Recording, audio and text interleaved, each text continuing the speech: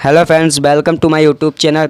आज हम आपके लिए पर्यावरण का एक प्रैक्टिस सेट लाए हैं जिसमें 30 क्वेश्चन है। 30 क्वेश्चन ही बहुत ही इम्पॉर्टेंट हैं और ये आपके आने वाले एग्ज़ाम यूपी टेट सन 2023 के लिए बेहद ही मोस्ट इम्पॉर्टेंट वीडियो है। इन प्रैक्टिस सेट क्वेश्चंस का ऐसे क्वेश्चन आपको यूट्यूब पे नहीं मिलेंगे और आपसे मेरी यही एक गुजारिश है, वीडियो शुरू करने से पहले, क्वेश्चन शुरू करने से पहले कि ये वीडियो आप लास्ट तक ज़रूर देखें और अपने फ्रेंड्स को भी शेयर करें जिससे उन्हें भी हेल्प हो सके पढ़ाई करने में, यूपी टेट के पर्यावरण के क्वेश्चंस को सॉल्व करने में। तो हम स्टार्ट करते हैं क्वेश्चन नंबर 1 के साथ। किस वर्ष को संयुक्त राष्ट्र महासभा ने अंतर्राष्ट्रीय वन वर्ष घोषित किया है? ऑप्शन नंबर ए सन 2012, ऑप्शन नंबर बी सन 2015, ऑप्शन नंबर सी सन 2011, ऑप्शन नंबर डी सन 2010। ऑप्शन नंबर सी यहाँ पर बिल्कुल सही है। सन 2011 को ही संयुक्त राष्ट्र महासभा ने अंतर्राष्ट्रीय वन वर्ष घोषित किया है। संयुक्त राष्ट्र महासभा ने ही सन 2011 को अंतर्राष्ट्रीय वन वर्ष घोषित किया है। प्रश्न नंबर 2, भारतीय वनस्पति सर्वेक्षण की स्थापना कब हुई थी? ऑप्शन नंबर ए 1 जून 1981, ऑप्शन नंबर बी 22 नवंबर सन 2011, ऑप्शन नंबर सी 13 फरवरी 1890, ऑप्शन नंबर डी 8 जुलाई सन 2014। यहाँ पर ऑप्शन नंबर सी बिल्कुल सही जाएगा। 13 फरवरी 1890 को ही भारतीय वनस्पति सर्वेक्षण की स्थापना हुई थी। प्रश्न नंबर 3 की तरफ हम बढ़ते हैं। भारतीय वनस्पति सर्वेक्षण का मुख्यालय कहाँ स्थित है? जो भारतीय वनस्पति सर्वेक्षण है उसका मुख्यालय कहाँ स्थित है? ऑप्शन नंबर ए मुंबई में है, option number B Dehradun, option number C Bhopal, option number D Kolkata. Option number D बिल्कुल सही जाएगा। कोलकाता में ही भारतीय वनस्पति सर्वेक्षण का मुख्यालय है और भारतीय वनस्पति सर्वेक्षण का कार्य है कि देश भर में पादप प्रजातियों की पहचान करना और पादप संसाधनों की खोज करना, इसका कार्य है भारतीय वनस्पति सर्वेक्षण का। ऑप्शन नंबर प्रश्न नंबर 4, सर्वाधिक वनों से आच्छादित प्रदेश कौन सा है?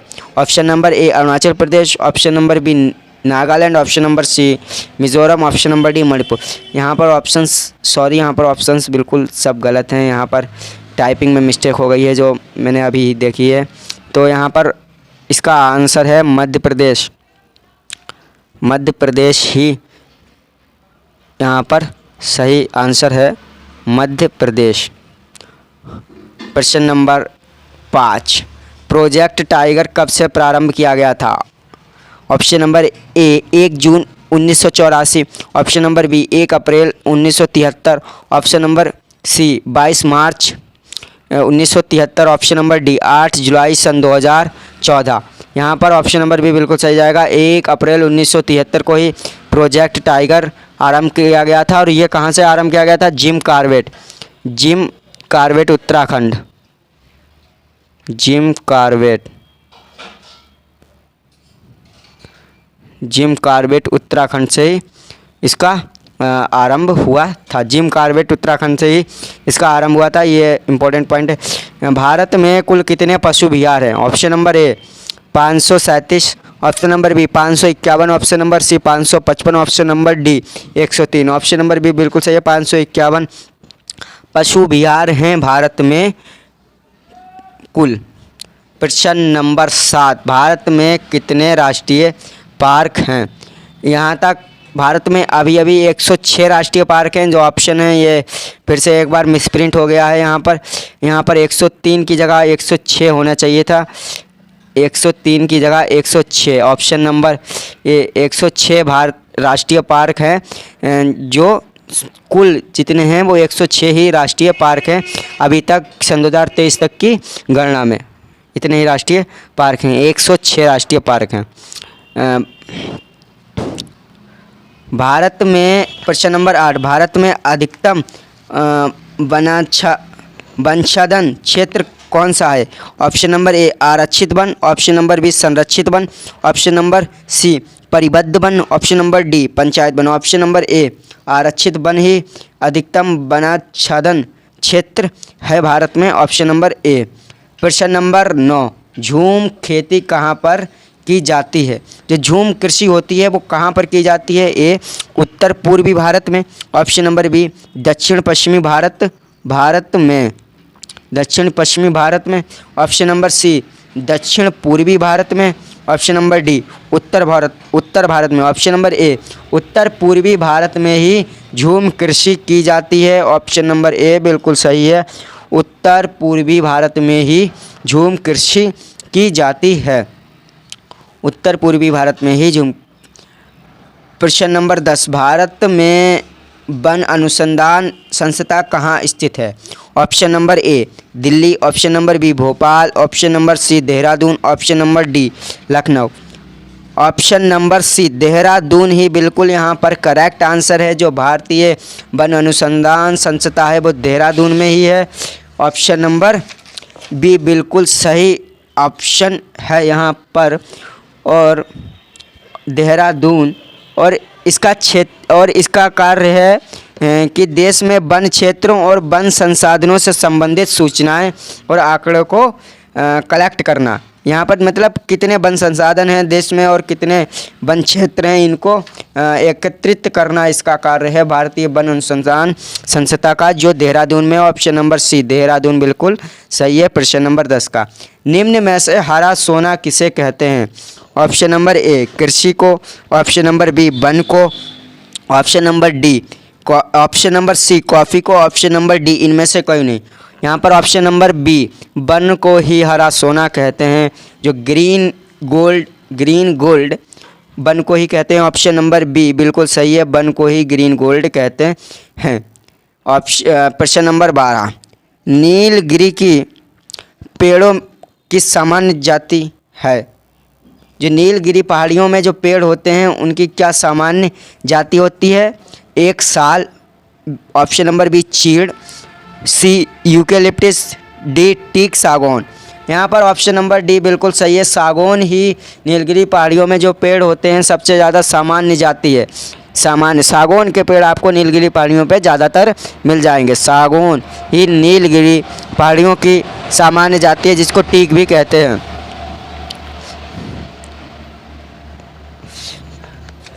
किसी भी भौगोलिक क्षेत्र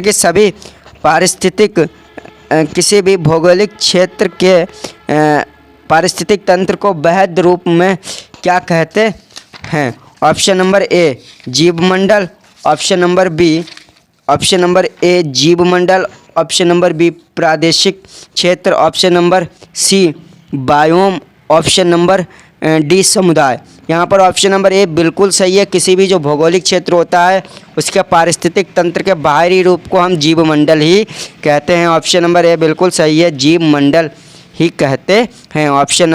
प्रश्न नंबर 13 का ऑप्शन नंबर ए बिल्कुल सही है, ऑप्शन नंबर ए।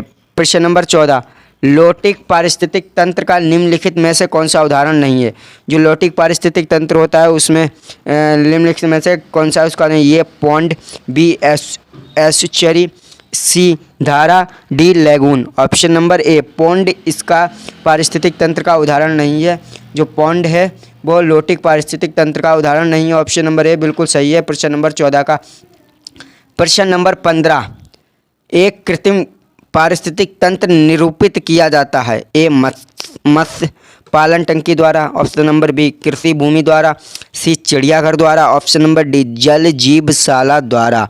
यहाँ पर ऑप्शन नंबर बी बिल्कुल सही जाएगा, कृषि भूमि द्वारा ही एक कृत्रिम पारिस्थितिक तंत्र निरूपित किया जाता है। इसीलिए ही फसल के तंत्र को ही कृत्रिम पारिस्थितिक तंत्र कहते हैं। प्रश्न ऑप्शन नंबर बी बिल्कुल सही है प्रश्न नंबर 15 का। प्रश्न नंबर 16, एक भौगोलिक क्षेत्र में सभी पारिस्थितिक तंत्रों को एक साथ लेकर अधिक यूनिट बनाते हैं, इसको क्या कहते हैं? ऑप्शन नंबर ए भूभाग, ऑप्शन नंबर बी जीवोम, ऑप्शन नंबर सी समुदाय, ऑप्शन नंबर बी जैव मंडल। जो जैव मंडल होता है उसमें सभी छोटे छोटे पारिस्थितिक तंत्रों को एक साथ ले लेते हैं, तभी एक बड़ी यूनिट बनती है। उस बड़ी यूनिट को ही जैव मंडल कहते हैं। जैसे तालाब का पारिस्थितिक तंत्र हो गया, किसी तालाब का हो गया पारिस्थितिक तंत्र, पेड़ पौधों का पारिस्थितिक तंत्र हो गया। इन सभी पारिस्थितिक तंत्रों को जोड़कर ही एक जो बड़ी यूनिट बनती है उसको हम जैव मंडल कहते हैं। तो प्रश्न नंबर 16 का ऑप्शन नंबर बी जैव मंडल बिल्कुल सही है। जो सभी छोटी छोटी पारिस्थितिक तंत्रों को एक साथ लेता है और एक यूनिट बनाता है उसे जैव मंडल कहते हैं। प्रश्न नंबर 17 विश्व का वह भाग जो मानव अधिवास के लिए बिल्कुल अनुपयुक्त है कहलाता है। ए पारिस्थितिक तंत्र, option number B acumen, option number C MDC, option number D कोई नहीं। ऑप्शन नंबर बी बिल्कुल यहाँ पर सही है, एक्यूमेन है जो मानव अधिवास के लिए बिल्कुल अनुपयुक्त है। वहाँ मानवों के लिए वो बिल्कुल ही अनुपयुक्त है, एक्यूमेन ही अनुपयुक्त है। प्रश्न नंबर 17 का ऑप्शन नंबर बी एक्यूमेन यहाँ पर सही है आंसर।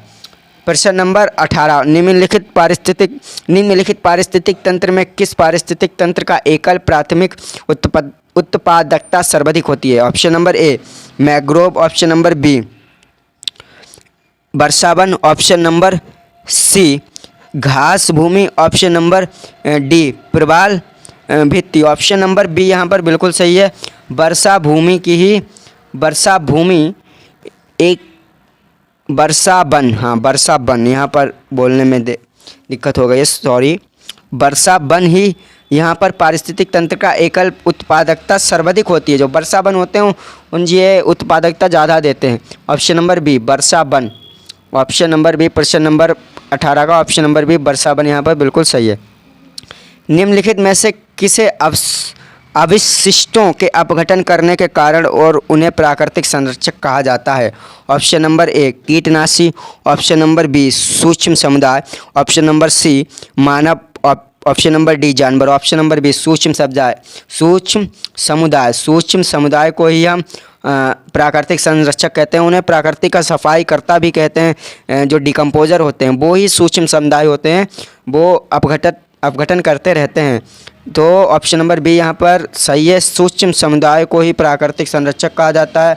जो अविष्ट होते हैं, जो गंदगी होती है उसको कम करते रहते हैं, मिट्टी में डिकम्पोज करते रहते हैं, उन्हें ही सूक्ष्म समुदाय कहते हैं। पौधों को सर्वाधिक क्षति पहुंचती है, पौधों को सबसे ज़्यादा क्षति किससे पहुंचती है। ऑप्शन नंबर ए आधी पत्तियों की क्षति से, ऑप्शन नंबर बी सभी पत्तियों की क्षति से, ऑप्शन नंबर सी आधी शाखाओं की क्षति से, ऑप्शन नंबर डी तनों की क्षति से। ऑप्शन नंबर बी यहाँ पर सही है, सभी पत्तियों की क्षति से ही एक पौधे को अधिक क्षति पहुँचती है। अगर सभी पत्तियाँ नहीं होंगे तो पौधा अपना एक भोजन नहीं बना पाएगा, अपना एक वजूद नहीं बना पाएगा कि जिससे वो जीवित रह सके। तो यहाँ पर और ऑप्शन नंबर बी बिल्कुल यहाँ सही है, सभी पत्तियों की क्षति हो जाने से ही पौधे को सर्वाधिक क्षति पहुँचती है। ऑप्शन नंबर बी यहाँ पर बिल्कुल सही है। किस पारिस्थितिक तंत्र के ऊर्जा प्रवाह में निम्नलिखित में से कौन सा सही है। ऑप्शन नंबर ए उत्पादक, ऑप्शन नंबर ए उत्पादक अपघटक उपभोक्ता, बी अपघटक उपभोक्ता उत्पादक, ऑप्शन नंबर सी उत्पादक उपभोक्ता अपघटक, ऑप्शन नंबर डी उपभोक्ता उत्पादक अपघटक। ऊर्जा प्रवाह की श्रृंखला, ऑप्शन नंबर सी बिल्कुल सही है, उत्पादक ही पहले उत्पादक उपभोक्ता अपघटक ऊर्जा प्रवाह के सही है। यहाँ पर ऊर्जा प्रवाह बिल्कुल सही होती है। ये सीरीज बिल्कुल सही है, ऑप्शन नंबर सी बिल्कुल सही है। ऑप्शन नंबर बी जो ऊर्जा प्रवाह के बारे में उत्पादक के बाद उपभोक्ता द्वितीय श्रेणी के और अपघटक। ऑप्शन नंबर प्रश्न नंबर 22 निम्नलिखित में से कौन से उष्ण कटिय घास के मैदान हैं। Option number A taiga, option number B savanna, option number D pampas, option number B prairies. यहाँ पर प्रश्न नंबर 22 का जो ऑप्शन नंबर सी है पंपास, पंपास यहाँ पर बिल्कुल सही है। यह पंपास ही जो उष्ण कटिय घास मैदान के, यहाँ पर ऑप्शन नंबर पंपास उष्ण कटिय सवाना, यहाँ पर गलती हो गई है। ऑप्शन नंबर बी सवाना ही उष्ण कटिबंधीय घास का कटिबंधीय घास का मैदान है। ऑप्शन नंबर बी सवाना ही उष्ण कटिबंधीय घास का मैदान है। ऑप्शन नंबर प्रश्न नंबर 23, निम्न में से किस बायोम को विश्व का ब्रेड बास्केट कहा जाता है? ऑप्शन नंबर ए भूमध्य सागरीय, ऑप्शन नंबर बी उष्ण कटिबंधीय सवाना, ऑप्शन नंबर सी मध्य अक्षांश घास स्थल, option number D taiga. Option number C बिल्कुल सही है, मध्य अक्षांश घास स्थल ही ब्रेड बास्केट कहा जाता है। मध्य अक्षांश घास स्थल को ही ब्रेड बास्केट कहा जाता है। प्रश्न नंबर 24, दक्षिण अमेरिका के शीतोष्ण घास स्थलों को क्या कहते हैं? A belt, option number B savanna, C pampas, D prairies. Option number C pampas यहाँ पर बिल्कुल सही आंसर है। जो शीतोष्ण घास स्थल को ही, दक्षिण अमेरिका के शीतोष्ण घास स्थल को ही पंपास कहते हैं, उसका नाम पंपास है। प्रश्न नंबर 25, निम्न में से कौन सा घास स्थल नहीं है? जो ये दिए गए हैं इनमें से कौन सा घास स्थल नहीं है? A steppes, option number B downs, option number C belt, option number D selvas. यहाँ पर ऑप्शन नंबर डी बिल्कुल सही है, सेलवास घास स्थल नहीं है। बाकी सब ये स्टेपेज भी घास स्थल है, डाउन्स भी एक घास स्थल है, बेल्ट भी एक घास स्थल है। ऑप्शन नंबर डी बिल्कुल सही है, सेलवास घास स्थल नहीं है। कौन सी वृक्ष जाति पर्णपाती वनस्पति से संबंधित नहीं है? साल, ऑप्शन नंबर बी चंदन काष्ठ, ऑप्शन नंबर सी देवदार, ऑप्शन नंबर डी सागौन टेक। यहाँ पर ऑप्शन नंबर सी बिल्कुल सही है। जो देवदार है वो पर्णपाती वनस्पति से संबंधित नहीं करती है। देवदार वृक्ष की जाति है वो पर्णपाती वनस्पति से संबंधित नहीं करती है। प्रश्न नंबर 27, विश्व का सबसे ज़्यादा तेज बढ़ने वाला पौधा है वो मनी प्लांट है। ऑप्शन नंबर डी बिल्कुल, ऑप्शन नंबर सी बिल्कुल सही है। यहाँ पर मनी प्लांट है सबसे ज़्यादा तेज़ बढ़ने वाला, संसार का सबसे ज़्यादा तेज़ बढ़ने वाला पौधा है वो मनी प्लांट है। मनी प्लांट ही सबसे तेज़ संसार में बढ़ता है। प्रश्न नंबर 27 का ऑप्शन नंबर सी बिल्कुल सही है। प्रश्न नंबर 28 की तरफ, मरकरी विषाक्तता से कौन सा रोग हो सकता है? मरकरी विषाक्तता से मानव में मिनीमाटा नामक रोग होता है। ये जो मरकरी जो मिनीमाटा रोग है जापान में एक टाइम में बहुत प्रसिद्ध हुआ था। और ये पारा युक्त मछलियाँ खानों से ही पारा की मात्रा ब्लड में ज़्यादा हो जाती है, इससे मरकरी विषाक्तता रोग हो जाता है। और मरकरी ही पारा होता है, sorry Minamata. Option number C Minamata रोग है जो मरकरी मतलब पारा विषाक्तता से मानव में रोग होता है। प्रश्न नंबर 29, निम्नलिखित में से एरोसॉल का उदाहरण कौन सा है? जो निम्नलिखित में से एरोसॉल का उदाहरण है, नदी, जल, सी धुआं, option number D blood. Option number C बिल्कुल यहाँ पर सही है। यहाँ पर धुआं ही एरोसॉल का उदाहरण है। ऑप्शन नंबर सी धुआं। ये सब मोस्ट इम्पोर्टेंट क्वेश्चन है जो यहाँ तक आए हुए हैं, पिछली परीक्षाओं में आए हुए हैं, सन 2011 की, 12 की, 13 की, एकदम टॉप के क्वेश्चंस हैं, पुराने क्वेश्चंस। जो एक प्रैक्टिस सेट बना है ये बहुत ही बेहतरीन प्रैक्टिस सेट बनाया है, इससे आपको ज़रूर हेल्प मिलेगी। मैं कह रहा हूँ प्रश्न नंबर 29 है अभी, इसके बाद 30 आएगा, वीडियो एंड हो जाएगी। पर आपसे यही एक रिक्वेस्ट है कि इस वीडियो को ज़्यादा से ज़्यादा लोगों के पास सेंड करें, जिससे उन लोगों की भी तैयारी अच्छी हो सके यूपी टेट सन 2023 के लिए। और वीडियो एंड तक ज़रूर देखें, लाइक शायद ना करें आप, पर वीडियो एंड तक ज़रूर देखें, जिससे आप मोटिवेशन हम लोगों को मिलता रहेगा। ऑप्शन नंबर सी यहाँ पर बिल्कुल सही है। जो एरोसॉल का उदाहरण है ऑप्शन नंबर सी धुआं ही एरोसॉल का उदाहरण है। प्रश्न नंबर 30, पीने वाले जल में एटामीवा हिस्टोलिटिक की उपस्थिति निम्नलिखित में से किसका सूचक है? ऑप्शन नंबर ए बैक्टीरिया प्रसार, ऑप्शन नंबर बी प्रदूषित जल, ऑप्शन नंबर सी स्वच्छ जल, ऑप्शन नंबर डी कार्बनिक जल। ऑप्शन नंबर ए बैक्टीरिया प्रसार, ऑप्शन नंबर ए बैक्टीरिया प्रसार की उपस्थिति नहीं, पानी वाला जो पीने वाला जल है उसमें एटामीवा हिस्टोलिटिका की जो प्रेजेंस है ना, वो बैक्टीरिया प्रसार का सूचक है कि उस पानी में बैक्टीरिया हैं। अगर एटामीवा हिस्टोलिटिका प्रेजेंट है, उपस्थित है, तो बैक्टीरिया प्रसार की सूचक है। अब ऑप्शन नंबर ए प्रश्न नंबर 30 का ऑप्शन नंबर ए बैक्टीरिया प्रसार बिल्कुल सही है।